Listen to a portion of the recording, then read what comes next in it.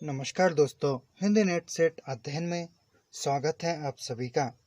आज हम देखते हैं अनिवार्य पेपर 1 में सॉफ्टवेयर एक यह प्रोग्रामिंग भाषा में लिखे गए निर्देशों अर्थात प्रोग्रामों की वह श्रृंखला है जो कंप्यूटर सिस्टम के कार्य को नियंत्रित करता है तथा कंप्यूटर के विभिन्न हार्डवेयर के बीच समन्वय स्थापित करता है।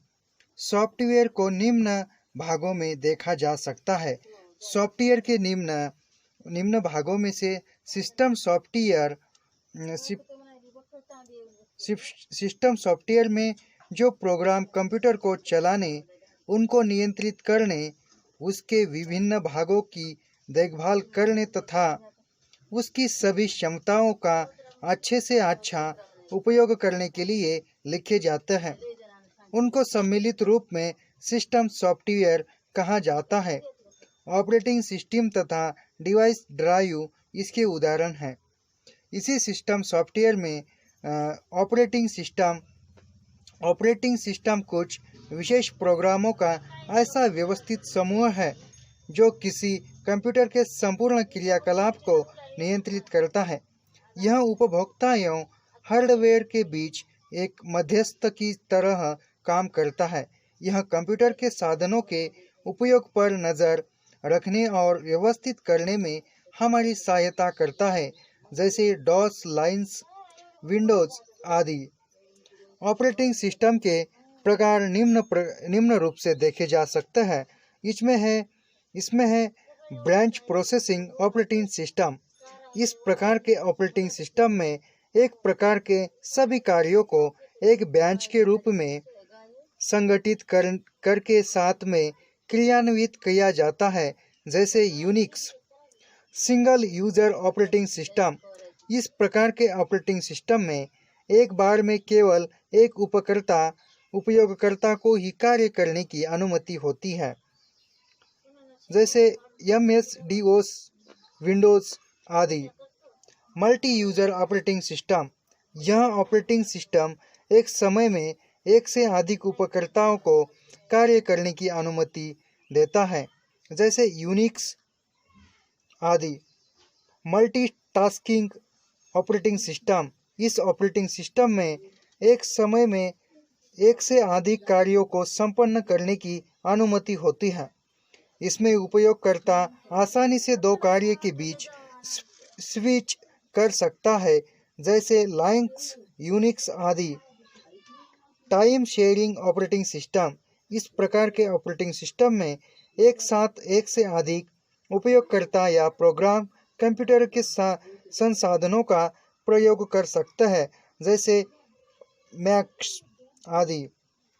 बूटिंग। कंप्यूटर को स्टार्ट या रिस्टार्ट करने की प्रक्रिया को बूटिंग कहते हैं। वास्तव में बूटिंग वह प्रक्रिया है जब ऑपरेटिंग सिस्टम हार्ड डिस्क से कंप्यूटर की रैम में लोड होता है। इसके बाद है डिवाइस हार्डवेयर। वे सॉफ्टवेयर किसी युक्ति तथा उपयोगकर्ता के मध्य इंटरफेस का कार्य करता है। यह ऑपरेटिंग सिस्टम के निर्देशों को कंप्यूटर के विभिन्न भागों के लिए उसकी भाषा में परिवर्तित करता है। डिवाइस ड्राइवर्स निर्देशों का ऐसा समूह होता है जो हमारे कंप्यूटर का परिचय उससे जुड़ने वाले हार्डवेयर से करवाते हैं। System utilities. ये प्रोग्राम कंप्यूटर के रखरखाव से संबंधित कार्य करते हैं। ये प्रोग्राम्स कंप्यूटर के कार्यों को सरल बनाने, उसे अशुद्धियों से दूर करने तथा सिस्टम के विभिन्न सुरक्षा कार्यों के लिए बनाए जाते हैं। जैसे कोई यूटिलिटी प्रोग्राम हमारी फाइलों का बैकअप किसी बाहरी भंडारण साधन पर ले जाने का कार्य कर सकता है। कुछ यूटिलिटी सॉफ्टवेयर निम्न प्रकार है। Disk compression. यह हार्ड डिस्क पर उपस्थित सूचना पर दबाव डालकर उसे संकुचित कर देता है, जिससे हार्ड डिस्क पर अधिक से अधिक सूचना स्टोर की जा सके। डिस्क फ्रेमेटिक्स। यह कंप्यूटर की हार्ड डिस्क पर विभिन्न जगहों पर बिखरी हुई फाइलों को खोजकर उन्हें एक स्थान पर लाता है, जैसे माई डिफरिंग, डिस्क आदि। बैकअप यूटिलिटीज, यह कंप्यूटर की डिस्क पर उपस्थित सारी सूचना की एक कॉपी रखता है तथा ज़रूरत पड़ने पर कुछ ज़रूरी फाइलें या पूरे हार्ड डिस्क के कंटेंट वापस रिस्टार्ट करके रिस्टोर करते हैं। डिस्क क्लीनर्स, ये उन फाइलों को ढूंढकर डिलीट करता है जिनका बहुत समय से उपयोग नहीं हुआ है, जैसे ब्लीच, बीट क्लीनर आदि। एंटीवायरस, ये ऐसे यूटिलिटी प्रोग्राम्स हैं जिसका प्रयोग कंप्यूटर के वायरस ढूंढने और उन्हें डिलीट करने में होता है, जैसे अवीरा, कैस्परकाइस, एबीजी, मैकिंग आदि। टेक्स्ट एडिटर, यह एक ऐसा प्रोग्राम होता है जो टेक्स्ट फाइलों के निर्माण और उनके एडिट की सुविधा देता है, जैसे एमएस वर्ड, नोटपैड, जिसमें नोटपैड सबसे प्रसिद्ध टेक्स्ट एडिटर आदि।